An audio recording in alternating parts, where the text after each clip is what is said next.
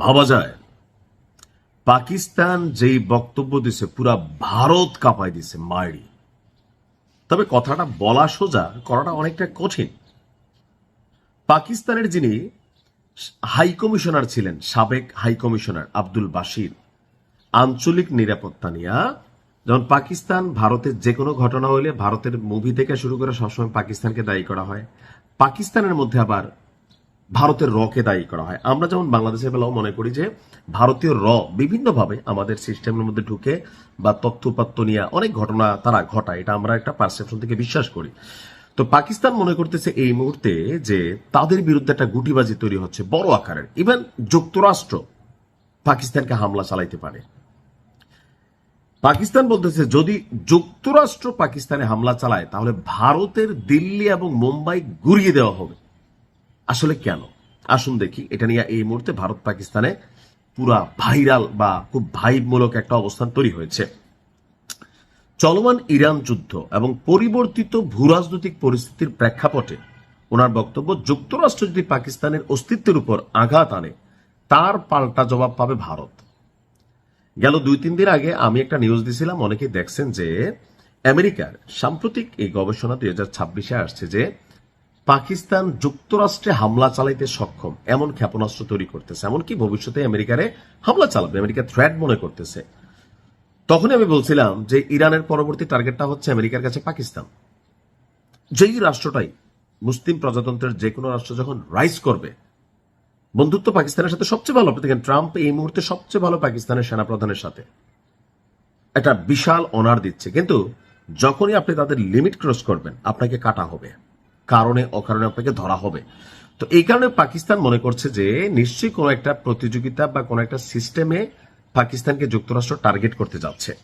আর এ নিয়ে আপনার পাকিস্তানের শীর্ষ একটা কূটনৈতিক বৈঠকে আপনার মানে যদি কখনো পাকিস্তানে আমেরিকা আঘাত করে তাহলে যুক্তরাষ্ট্রের বিপরীতে তারা ভারতকে ধরবে। তাদের বক্তব্য হচ্ছে যে ধরা যাক ইরানের পরিস্থিতি আরো খারাপ হলো, ইসরায়েল আমাদের কাছাকাছি অবস্থান নিল, আর যুক্তরাষ্ট্র আমাদের পারমাণবিক কর্মসূচির উপর নেতিবাচক অর্থাৎ নিষেধাজ্ঞা তৈরির চেষ্টা করলো, পারমাণবিক সক্ষমতা ধ্বংস করার চেষ্টা করে, তবে পাকিস্তান ভিন্ন পরিস্থিতিতে যাবে।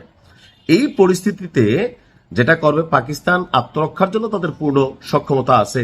তো ভারতকে কেন? তার বক্তব্য যে যদি যুক্তরাষ্ট্র পাকিস্তানকে আক্রমণ করে এবং পাল্লার সীমাবদ্ধতা বা কৌশলগত কারণে পাকিস্তান সরাসরি আমেরিকা বা তাদের দূরবর্তী ঘাঁটিতে আঘাত হানতে না পারে তাহলে ভারতই হবে তাদের ডিফল্ট টার্গেট।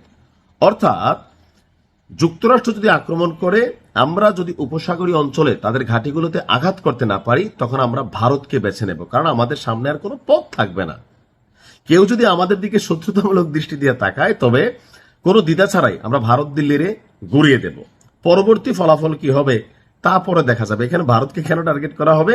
তো একটাই বক্তব্য, ইরান সিস্টেম, অর্থাৎ ইরান যখন আমেরিকাকে সরাসরি টাচ করতে পারতেছে না, তো ইরান বিকল্প হিসেবে কি করতেছে? মধ্যপ্রাচ্যের প্রত্যেকটা রাষ্ট্র যেখানে আমেরিকার ঘাঁটি আছে বা কোন রকম বড় বিনিয়োগ আছে এগুলাকে উড়াচ্ছে। তো এখন ভারতীয় আমেরিকার বিশাল ঘাঁটি আছে, আমি জানি না বাণিজ্যিকভাবে ঘাঁটি আছে, সামরিক অবস্থান আছে কিনা জানি না।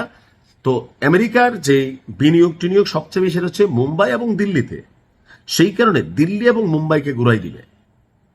অর্থাৎ যুক্তরাষ্ট্র যদি পাকিস্তানের পারমাণবিক সক্ষমতায় হাত দেয় তাহলে পাকিস্তান পাল্টা রিয়েকশন করবে বড় আকারের। আর ভারতকে টার্গেট করার একটাই কারণ, ওইখানে আমেরিকার বহুত বিনিয়োগ টিনিয়োগ আছে, ওইখানে টাচ করবে। অর্থাৎ যেহেতু আমেরিকা পর্যন্ত পাকিস্তানের ক্ষেপণাস্ত্র যাওয়ার সক্ষমতা নেই, বিকল্প হিসাবে এই কাজটা করবে।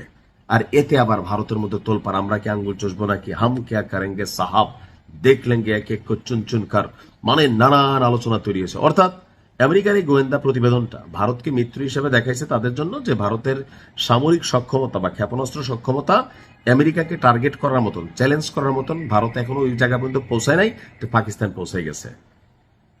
সুতরাং পাকিস্তান আগামী দিনের টার্গেট। পাকিস্তানও সেই জন্য আগে ভাগেই পাল্টা এরকম কড়া রিয়াকশন দিয়ে বসছে। দেখা যাক এটার বক্তব্যের এগেনস্টে কি আসে। ভালো থাকবেন।